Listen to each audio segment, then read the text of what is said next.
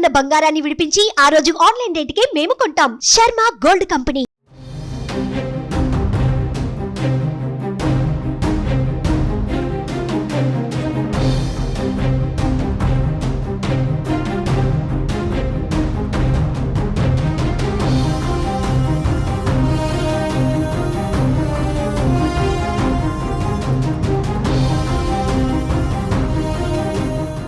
అగ్రరాజ్యం అమెరికాను భారీ భూకంపం వణికించింది. అమెరికా కాలమానం ప్రకారం కాలిఫోర్నియా తీర ప్రాంతంలో గురువారం ఉదయం 10:44 ఈ భూకంపం సంభవించింది. భూకంప తీవ్రత రిక్టర్ స్కేలుపై 7గా నమోదైంది.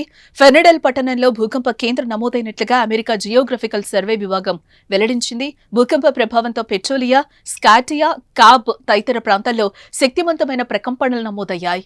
ఈ ప్రకంపనల ధాటికి భవనాలు షేక్ అయ్యాయి. ఇళ్లలో, దుకాణాల్లో సామాన్లు కిందకి పడిపోయాయి. షాండ్లియర్లు, ఫ్యాన్లు ఊగాయి. పాఠశాలల్లో పిల్లలు ఒక్కసారిగా భయాందోళనకు గురయ్యారు. భవనాల్లోని ప్రజలు భయంతో బయటకి పరుగులు తీశారు.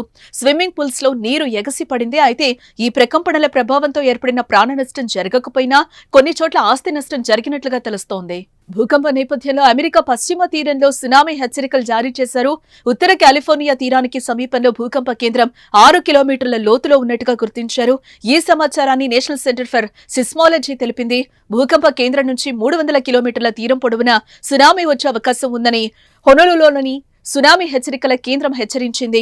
దీంతో అక్కడ నివసిస్తున్న 50 లక్షల మందికి పైగా ప్రజలకు సునామీ ముప్పులో పడ్డారు. అయితే ఇప్పటి వరకు రాకాస్యాలలు తీరాన్ని తాకినట్టుగా గుర్తించలేదు. కానీ తీర ప్రాంతాల్లో ప్రజలు అప్రమత్తంగా ఉండాలని మాత్రం తెలిపింది.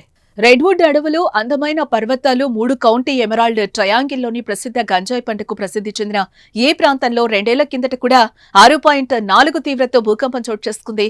మళ్లీ ఇప్పుడు భూకంపం రావడంతో ఆందోళన నెలకొంది.